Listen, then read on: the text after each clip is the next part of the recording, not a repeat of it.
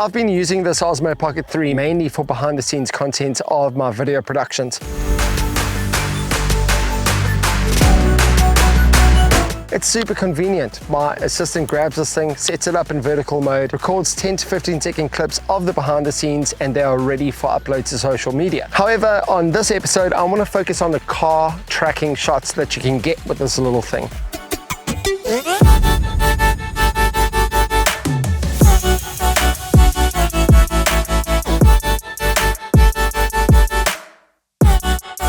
When you go onto YouTube and you search the Osmo Pocket 3, there are insane car rig shots, so I had to test it out for myself.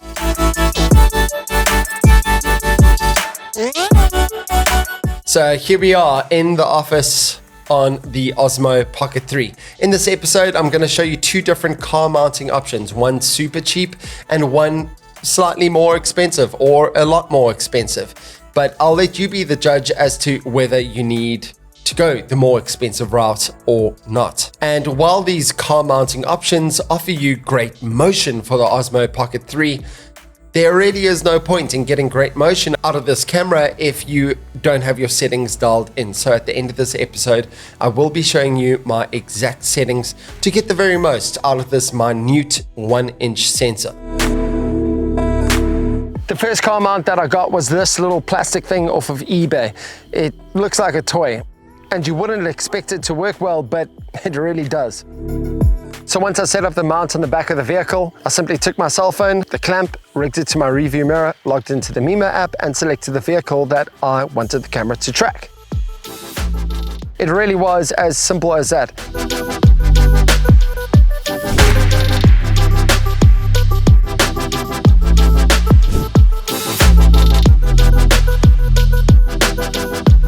On day 2 of even owning the camera, I was actually inside a game reserve, and it was so cool to just sit back and relax and just monitor what it was filming on my cell phone from the relaxation of the game drive vehicle in between bush and wildlife. And when there were interesting things to track, then it was as simple as me selecting what I wanted the camera to track as we were driving by, and it did a really great job. And even though we were on dirt roads, this plastic suction mount did a really good job at keeping the visuals relatively smooth. But I will say that where the roads were a little bit too bumpy on the tar roads, it would reflect in the footage. But obviously there are lots of moments in between those bumps in the road where the footage is just great. My only reservation with filming with this cheap plastic mount is that if there is a really good shot and there's a bump in the road, you're going to miss that moment. So if the bumps in the road are too much for you, or you're planning to do a lot of filming on, say, dirt roads, then the alternative is to use something like the Tilta Hydra Alien Arm. I will say this is a funky piece of machinery. It looks really cool,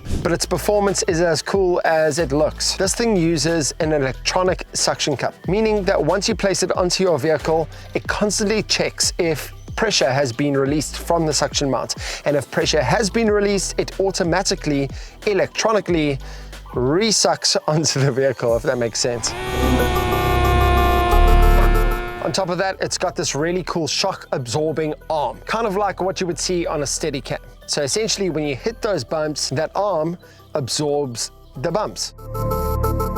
There are loads of videos online that you can go and watch, tutorials where they explain to you exactly how to get the very best out of this Tilta Hydra Alien Arm. But basically it comes down to this. You are provided with counterweight, as well as on the arm there's a tensioning system, and you want to keep that arm level with the ground. If you don't keep it level with the ground, it will overcompensate and you will see those bumps, which would defeat the purpose.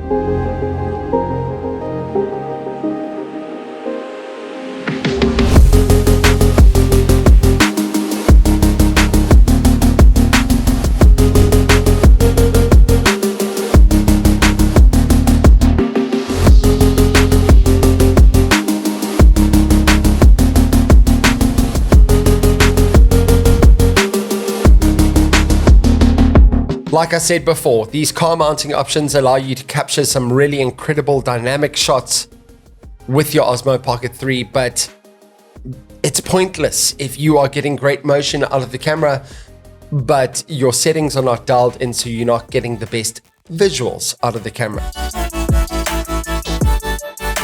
When you first get this camera in its default settings, the image is good, but it can be a lot better.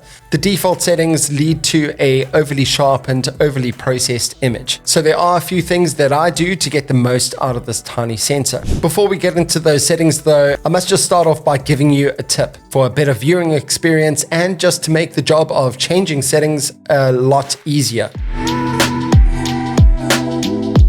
The problem that I have with the touchscreen of this camera is that it is so small. So if you have fat fingers like me, you're going to battle and you're going to fiddle with this thing endlessly. So what I like to do instead is connect the DJI Mimo app on my cell phone to the Osmo Pocket 3, and then I can change the settings easily, but also the viewing experience on your cell phone is light years ahead of this little thing. I'm not going to be long-winded about these settings. Instead, I'm going to throw them up on the screen so you can copy them for yourself. But there is one setting that I want to pay attention to in particular, because in order to maintain it without overexposing your image, you need to do something additional. Maintaining a shutter speed that is double that of your frame rate is so important with this thing. If you don't have that cinematic motion blur, it just leads to your image looking overly sharp and digital. So to ensure you keep that motion blur by having your shutter speed at 1/48, you have to invest in a set of ND filters. I personally use the ones from Freewell. I really like them because they're not just ND filters, but they are stacked filters, meaning you'll get an ND filter with a polarizer. So an ND filter to maintain that shutter speed, but also a polarizer to cut out on those harsh highlights and to avoid reflections, but also to make your sky pop.